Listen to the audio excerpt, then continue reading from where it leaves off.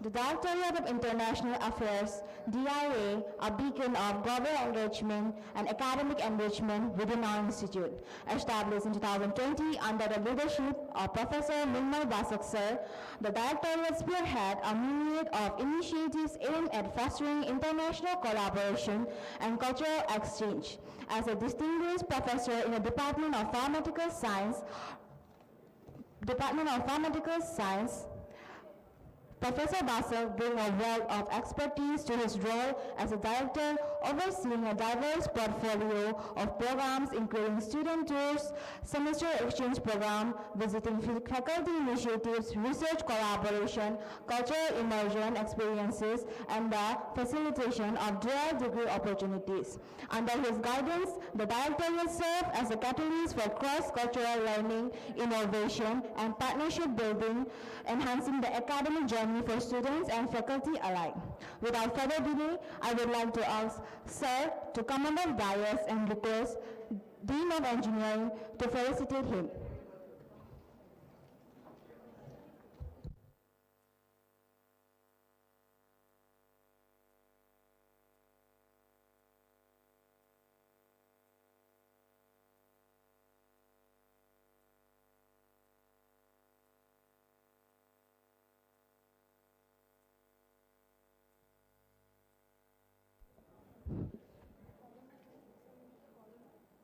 Which one? Artho, এটা কোথায়?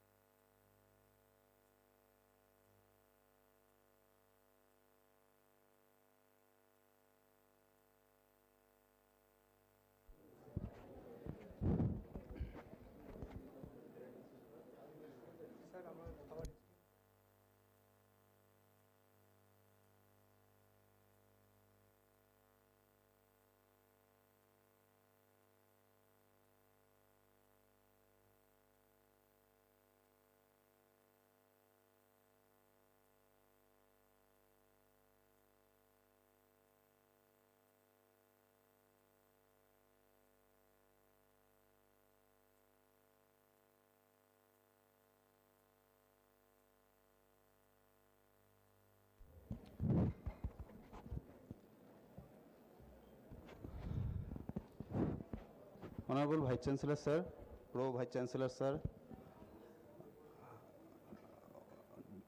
distinguished guest from Oil India, Director Research, Director DISA, other distinguished guests, and my dear students. Good morning.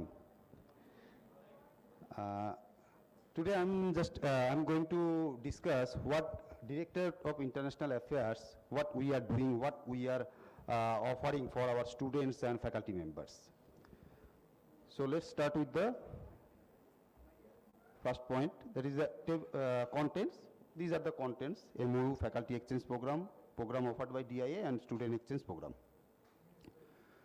So MOUs is nothing but the agreement between the two universities. This is the official format, but we are going to do the active MOU with the partner universities. So these are some national universities. We have 30 plus national universities MOU and 50 plus international universities MOUs with the different countries. So these are the few we have mentioned here. So for program offered by DIA. So what are the programs we are conducting by DIA? First program is short-term student exchange program. So in this program, the duration of the program is 7 to 15 days, 1 week or 2 weeks.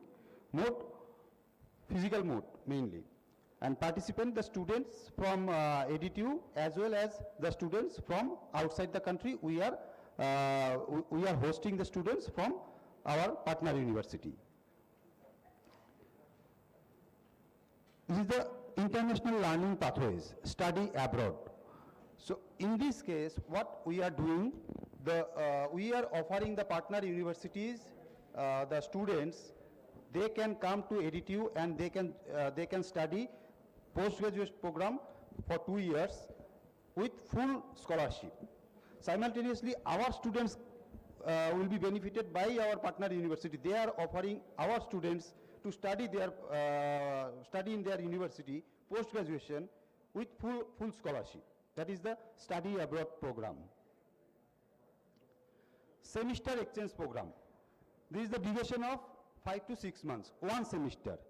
In the students from AdtU, they can go to other university for one semester. Simultaneously, the students from outside the country, our partner university, they can come to our university for one semester. They can study for one semester.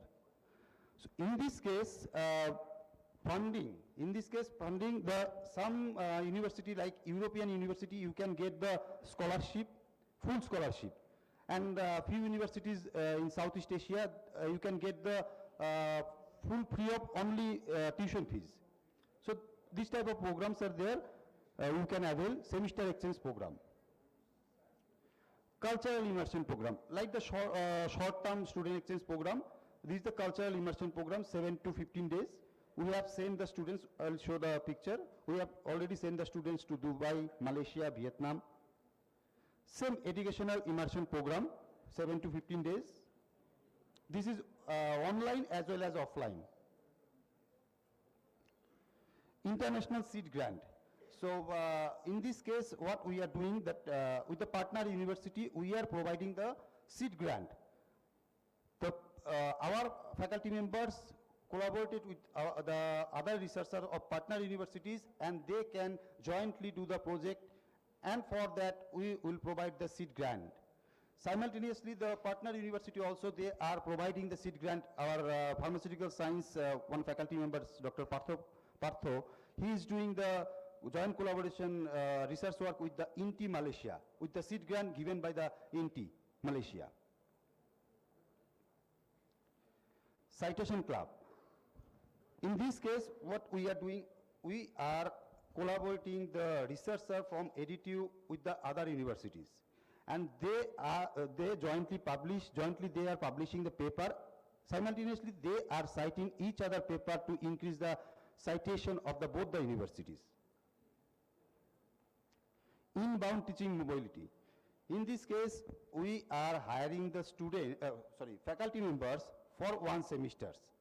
For one semester, the partner university, they will send the faculty members to AdtU.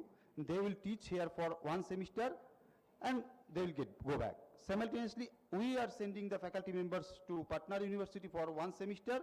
They will teach there, and they will come back. This is the inbound teaching mobility. Global degree program. In this case, we are doing the global degree like 1+1, 2+1. Especially the MBA students, they can study here first year, first and second semester, and they can study second semester, means third and fourth semester, to our partner university. Especially in European country, already we have collaborated with the Cage Business School, France. So they can go to the France for one semester, 2 semester, means 1 year, final year. They can study there, and after completion of the course, they will get job, and they will get the 3 years work visa, European work visa over there. Simultaneously, we are also offering our partner university, 1 year they can study there, and 1 year they can study here. Even though we are on the process of offering the 2+2 UG program. This is for PG program. We are also offering the UG program, 2+2 like this. Virtual exchange program. What we are doing in offline mode, same things we are doing in online mode. That is a virtual exchange program. Already today, one virtual exchange program is going on with the collaboration of Assam Downtown University, UCRIDA Indonesia, and Samar State University of Philippines. These three universities collaboratively, we are doing the student exchange program in online mode. Visiting faculty. So in this case, we are recruiting the faculty members from our partner university, as well as the partner university, they are recruiting our faculty members as a visiting professor. So that the role of the visiting professor, either online or offline. Sometimes they may take the classes in online mode, sometimes they can visit to the particular university and they will take the class like this, the visiting professor or visiting faculty. Board of studies. We have 20 board of studies throughout the different faculties. So now we have the members of board of studies. What we are doing, we are recruiting one expertise to each board of studies from our partner universities. So this is the board of studies.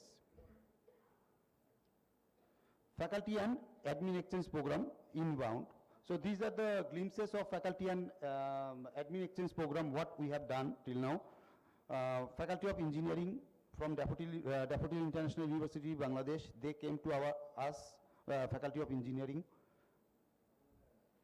Joshua University and Science and Technology, Bangladesh, they came to physiotherapy, faculty of physiotherapy. Admin exchange program from Daffodil International University. Then admin exchange program from Polytechnic Negeri, Jakarta, Indonesia. Faculty exchange program from Eukrida, Indonesia, in the Faculty of Humanities and Paramedical Science. Faculty exchange program in the Department of Civil Engineering from Hoa Binh University, Vietnam. These are the few list of visiting faculties, what already we have recruited them. This already, I told that the Dr. Partho Protim, he is doing the joint collaborative research work with the INTI Malaysia, and the grant, seed grant given by the INTI Malaysia. These are the few programs we have, conference we have done jointly, collaboratively with the Daffodil International University and Philippines. The Faculty of Pharmaceutical Science, they have arranged that. And this program is ongoing program. Faculty and admin exchange outbound. So these are the few conferences we have attended, API, EAIE, and admin exchange program in the Faculty of Daffodil International University. Then same admin exchange program in Malaysia. Faculty exchange program, we have sent the faculty members from Faculty of Physiotherapy to Faculty of Physiotherapy of INTI. Faculty exchange at Hoa Binh University, Vietnam. Admin exchange, Daffodil International University. Guest speaker at Jatiyo Kavi Kazi Nazrul Islam University, Bangladesh, by Dr. Shalaka Baidyo from Physiotherapy. Faculty exchange program at Eukrida, Indonesia, from Faculty of Humanities and Social Science. Student exchange program outbound. So these are the students we have sent to FPT University, Vietnam, for research related study tour. The name, the program name was research related study tour. We have sent the students, they have attended the programs and they got the certificate, they came back. So this is the research related study tour, Vietnam. We have sent the students to Dubai, immersion studies tour. We have also sent the student to Malaysia, UCSI University, immersion study tour. So we are going to organize one inbound student exchange program from 29th of March. So we are hosting this. We got the nomination from different universities of our partner universities. And these are the international students we have right now, from Nepal 50 plus, Bhutan 130 plus, Bangladesh 110 plus, and from Africa 27 plus. So these are the team of DIA. So thank you, and this is about the DIA, what we are doing right now, and the students, you can avail all the programs what already I have discussed. So students can avail the program. You come to our office and you can avail the program. Thank you, sir. Thank you.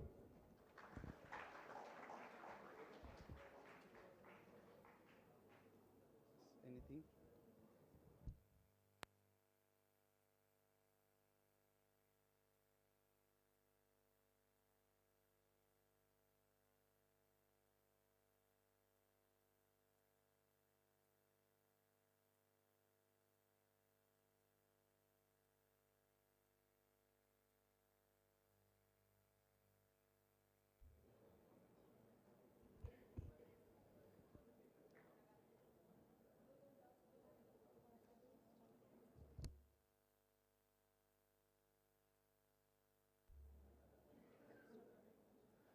Thank you so much, sir, for your valuable insights on one of the flagships of Assam Downtown University, which is our Directorate of International Affairs.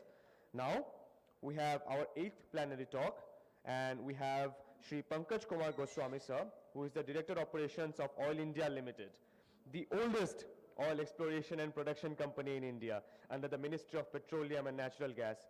Additionally, he also holds the directorship in international JVS like JSC, Vanconeft, LLC, TYNGD, and Worldest Investments Limited. As Director of Operations, he spearheads the entire gamut of activities related to oil and gas production and transportation in India and abroad. A veteran in mature oil and gas fields, Mr. Goswami, sir, has conceptualized many out-of-the-box ideas, helping to maintain the top-line growth of the company.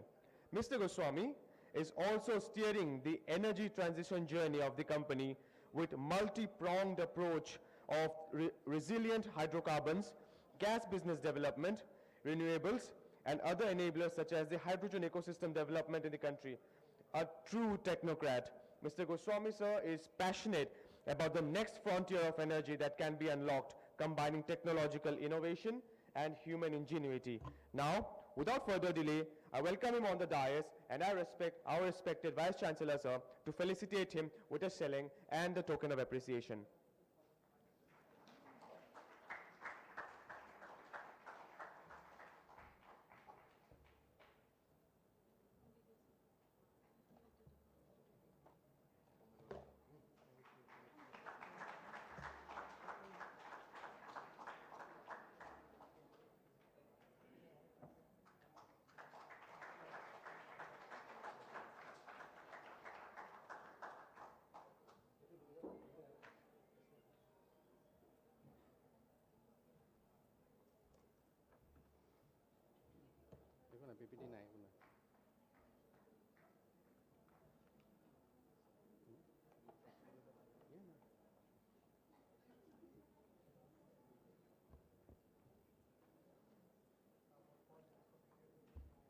Good morning, one and all.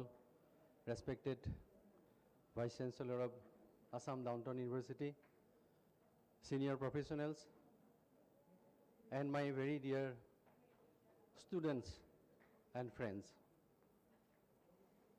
Today I am standing in front of you to deliver and share my understanding on energy. I am very much thankful to the management of Assam Downtown University for providing me this opportunity to share my small understanding on energy. Really, it's a privileged moment for me. What I could see is it's a mix of audience, mostly measured in terms of students more and senior professionals. And under this condition, when I describe energy, for the students, energy may be something which cannot be created or which cannot be destroyed, may be transferred from one form to another. It's a very fundamental of energy. But when I talk now, I will rather focus on the energy molecules or the droplets which are actually moving the entire world from our kitchen to the roads, air travel, industries, heating, lighting, everything.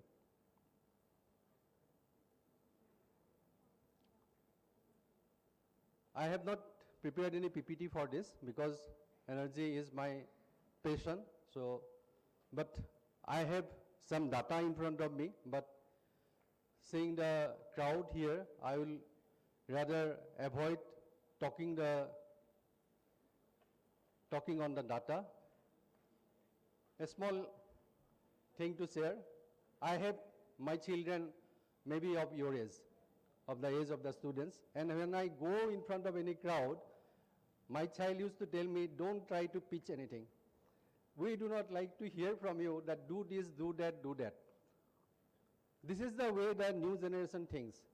So definitely I will not try to impose anything, but I would just like to make you understand what I know about the energy business.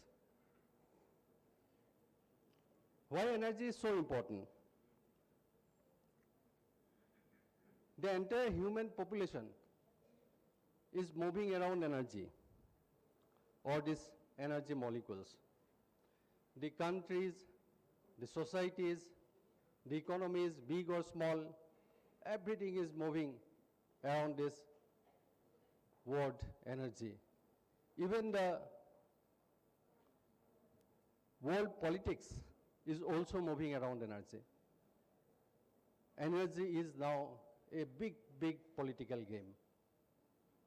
When we are talking about transition, we are looking for some change in energy, but the lobby the other way is also very strong. It's very difficult to move from one form of energy to the other. People are talking about lots of bad effects of fossil fuel, but when I talk, I must definitely tell you the transition is really, really difficult. I represent an oil and gas company. We call ourselves an energy company. We produce day and night oil and gas to ensure energy security of the nation. We call ourselves energy warriors or energy worshippers. But today there are questions on the long sacrifice of all of us. There are questions whether oil and gas is a sustainable fuel. Are we destroying our very own planet where we are living? Today I will not be surprised if the kids from here go to the street marching and cajoling their own parents, saying that what you are doing is not right. Because they are more worried about the future, they will have to face the brunt of this climate change. They will have to live in the new world of climate change.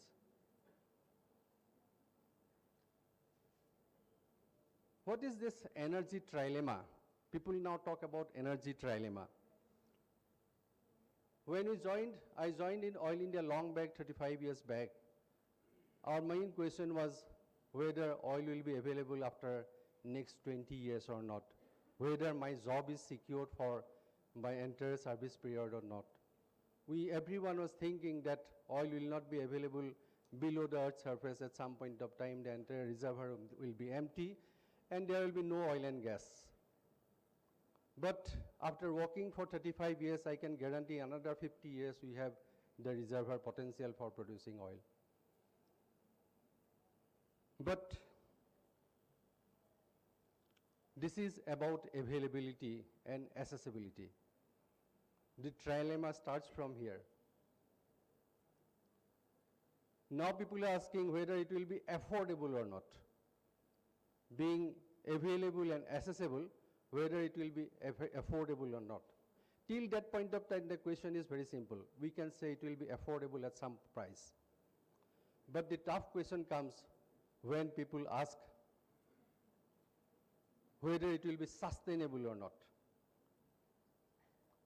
And then the trilemma becomes very complex to answer whether the oil and gas fuel will be sustainable or not. In a typical energy producing company like Oil India Limited, when we talk about this company, we give our performance in terms of barrels of oils we produce, million tons of oils we produce, or the million square cubic meter of gas we produce. That is our mandate, that we are doing always. But I would like to tell you a different story. Now people do not ask me how much oil or gas you produce. Only the ministry will ask me. When I face the young generation, they ask me, what gigatons of carbon dioxide you have emitted to the atmosphere? That is a difficult question to answer. When we are going for enhancing oil and gas production, it is basically for enhancing your lifestyle, enhancing your comfort, enhancing some better things into your life. But the things becomes complex when you ask how much gigaton of carbon dioxide you have produced. We all are talking about this climate change. We say that the climate change poses imminent threat to our existence. And we always tell that we must reach net zero faster than we have ever thought of.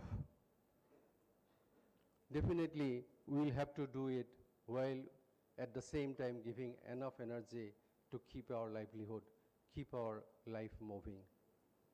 And that is very, very difficult. As I told you, I will not go for any data, but before I proceed, I will tell you a small story. In 1944, 29 reindeers. Do you know reindeers? Reindeers are some deers which are having big horns on their head. So 29 reindeers were caroled and barged into a ship and taken to the small island in Alaska called the St. Matthews Island. Why they were shipped there? Because that point of time World War was going on, and there was some radio navigating crew working in that Alaska island, and the reindeers were sent so that it can become the moving food for these people.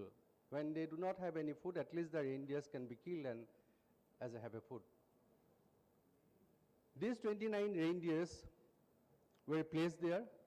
In 1945, the World War ended, the crew moved to the places where they came from, but the reindeers remained there. Nobody cared for this innocent animal to be left alone there.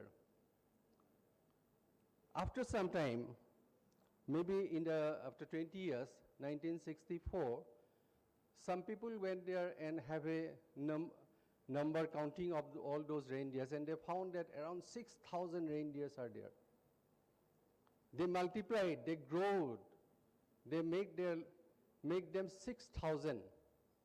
And next year, another survey taken into that place found that there is not a single reindeer in that area. Because the reindeer grown in such an extent, they could not manage their food. They have eaten out all the granaries in those places and ultimately starved and died. That is a real story. They died because they do not have anything to eat. That is the story of reindeers, which are very innocent. They do not know what to do. The reindeers depleted their own food faster than it could grow. But what if we, the intelligent people, intelligent civilization, hit the limits of our own environment, our own planet, and face a life akin to the life of the reindeers? in the St. Matthew's Island. We are certainly, definitely pushing us to those limits. According to World Health Organization, I'll give you one data. Ambient air pollution kills more than 4 million people every year. 4 million people every year. Twice as many people that was killed during COVID in 2020. But we are not aware. If we go back to history, many species died extinct. We say because of volcanic eruption, we sometimes say it's because of collision between the terrestrial bodies. But this time the mass extinction may take place because of our own action. Who will take care of this? This is all about gas balance. The life on Earth depends on a delicate balance of gases. We inhale oxygen, we give out carbon dioxide. And this carbon dioxide being used by the plants to get their own food. This is a complete balance of gas, nothing more than that. And having CO2 to some extent is also required. Otherwise the world will be frozen. We need some heat in the world. And when we break this balance, this stable ecosystem gets dislodged, gets separated. Our fossil fuel alone emits 33 billion tons of carbon dioxide per annum. This is as per 2019 data. And if we combine all the industries, it is around 55 million tons. And all this is because of our actions. All this is because the comfort we need. We need the AC to be put on all the time. We need to move half a kilometer by a car. Everything we are doing for our comfort is getting reflected in the atmosphere, in the environment. Energy-related emissions are increasing. We agree to that. In 2019, if you could see the data, it was compared to last year, it was around 1% increase. Every year it is going up. But suddenly in 2020, we changed our lifestyle because of COVID pandemic. We decided to go for lockdowns. We decided to call stop everything. Stop burning of stuff, stop flying, stop driving, stop going to school, stop going to eateries to have food, stop offices, everything we decided at that point of time, and the climate change has taken a reverse direction immediately. Around 6% decline in carbon emission in that year. The ultimate hit was but not on us. Ultimate hit was on the poor and poorest of the people who are dependent on the daily wages. They need to work every day. If the work is stopped, they do not have anything to eat. These are the most fragile and marginal people which are getting affected by this type of decision. So we now see that changing lifestyle completely will not help in getting rid of climate change. So for climate change, we need to do something different which will keep our life moving, at the same time reduce the emission of carbon to a lowest and lowest extent. So knowing fully well, now we need to have a clear policy and a willingness to achieve. When I see from here, we lacked a clear goal, to be very honest. So having said all this, what next?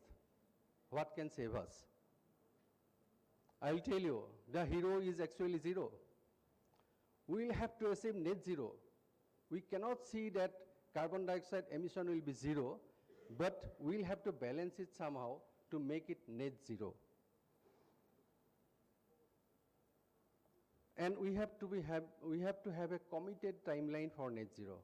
Let us now see how we can do that, how we can have a net zero commitment. We could see what fossil fuel is doing for the planet. And some of you may be knowing last COP28 summit, where there were lots of protests on the streets. There are people from the small islands which are getting submerged every year because of the global warming. The sea is killing those small islands. At one point of time, these small islands will not be there in the world. All will be covered by the sea and oceans. So these people protested in front of COP28 saying that save the planet, save us. And ultimately, the COP28 has decided to begin the end of the fossil fuel. But what I could not see was how we could stop relying on fossil fuel and have a life which is different from fossil fuel. We are always dependent on oil and gas. We cannot change our lifestyle immediately. Yes, reliable electricity is making a stride, but we can convert entire electricity to renewable with the help of sun and the wind. That can be done. But electricity or the electrical energy is only 20% of our total energy mix.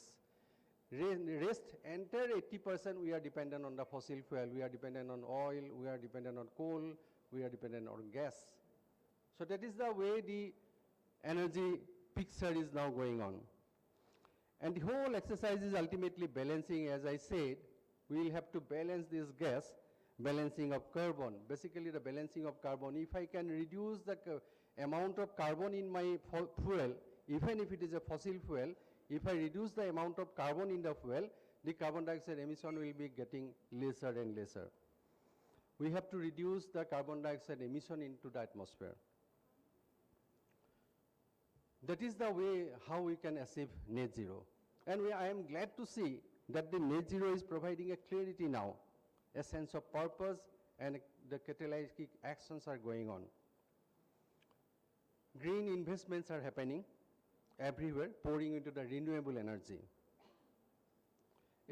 And the most important thing is that it is all happening first. The country like India has taken a call, obviously, to rely on fossil fuel for maybe next 20 days. We will be dependent on oil and gas for maybe 20 years. We cannot change oil and gas because of our huge population, because of our growing economy. Everyone needs a car. Everyone needs an AC in their house. So we cannot shift from this oil and gas immediately. We'll have to rely on this oil and gas for next 20, 30 years. But we can reduce the amount of carbon in that oil and gas. What we are doing now, we are trying to add ethanol to the petrol. We are trying to add methanol to the diesel. We are saying that our gas economy, our primary energy mix, the gas is presently 6%, will go up to 15%. What will happen from that? For us students who are sitting here, we are actually trying to reduce the carbon in the fuel. Oil and gas will remain. If I add ethanol to the petrol, the long chain carbon is getting replaced by small two carbon elements. So when I reduce 6 carbon with 2 carbon, that means I am reducing my carbon footprint to the environment. If I add methanol, I am definitely adding only 1 carbon, replacing with the long chain carbons. If I add gas to the main fuel mix, if I increase the gas is nothing but methane. Methane is CH4, only 1 C. If you can come back to 1 C, definitely your carbon dioxide footprint is going down. That is the mandate. That is the way the government of India is presently thinking. We will have to rely on fossil fuel, but with lesser and lesser number of carbon. That is the way of achieving net zero. That is the way of resolving this critical problem of energy trilemma. To address the sustainability, we'll have to do that. Over and above, various other steps are being tried. We are looking for green gas. What is a green gas? We are not producing from fossil fuel, that will become a green gas. If we can produce from the municipality waste, that becomes green for you. You have win-win situation. The municipality waste will be used and you will be getting gas. These are compressed biogas projects we are looking for. As a company, we have been working on that to produce gas from the municipality waste. Lots of municipality waste if you move around in Guwahati. You cannot move, you have to close your nose. Smelling, you can use that smell for producing gas. If you can produce gas from that, your problem of the municipality waste gets resolved, and at the same time you are getting natural gas, pipe gas to every houses. That is less carbon and better environment friendly. At the same time, a major stride has been taken to replace gas with hydrogen. It's in a very nascent stage as of now. European countries has done a lot. But as I said, it's politics. Entire energy system is politics. You will have to address that politics. Hydrogen still is in a nascent stage. As Oil India, I can proudly say that we have established one green hydrogen plant in Jorhat, Assam. The plant is producing now, and we have also created a green hydrogen bus, that is a e-fuel, e-cell bus. So that bus can run with hydrogen and can emit only water in the exhaust pipe. It will not even emit a single drop of carbon dioxide. It will emit pure water, H2O. So that is the most environment friendly thing that can happen, that can radically change the entire world if we take hydrogen as the fuel. So all actions are on to take hydrogen as the fuel. Even we are also trying to blend hydrogen with the natural gas so that the carbon component of the gas can be reduced and the calorific value of the gas can go up. These are the actions, parallel actions going on. Hydrogen can be a savior for all of us. Now, if I look into the emission, major emission is from transport sector, from the roads, from the flights. So if I can replace this oil or gas from the transport units, buses or cars, then definitely the carbon dioxide footprint will go down drastically.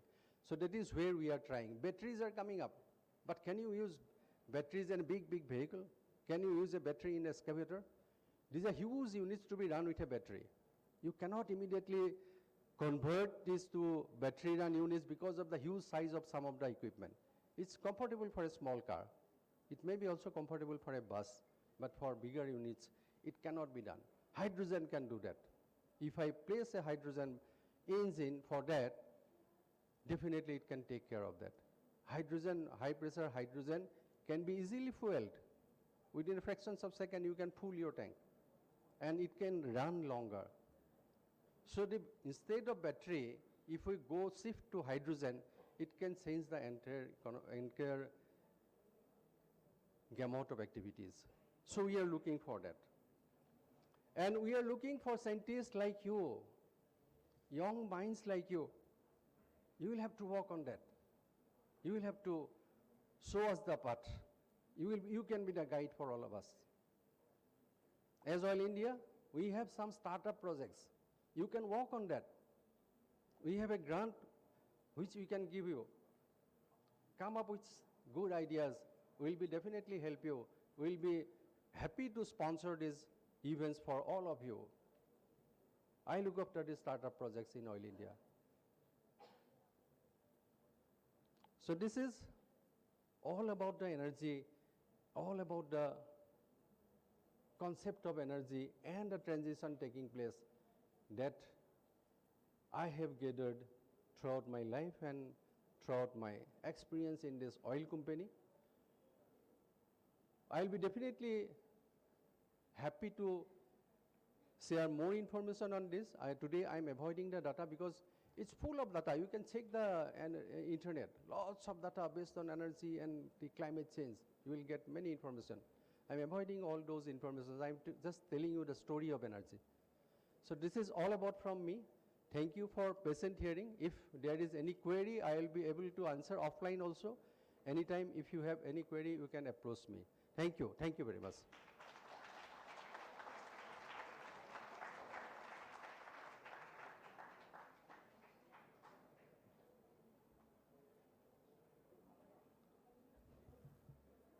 Thank you so much, sir, for being the guiding light to the grateful audience here. And me, myself, I am a resident of Duliajan. So Duliajan is a headquarter of Oil India Limited. So I feel myself very proud to be standing here in the same room as you are. So thank you so much, sir. As of now, we will be having our high tea and we will be having a short break as well. So I request our volunteers to please guide our VIPs and dignitaries. And of course, the students and all the remaining audience will of course head on to the venue as the same as yesterday. And the volunteers present for the day will please guide our dignitaries to the provided venue for high tea.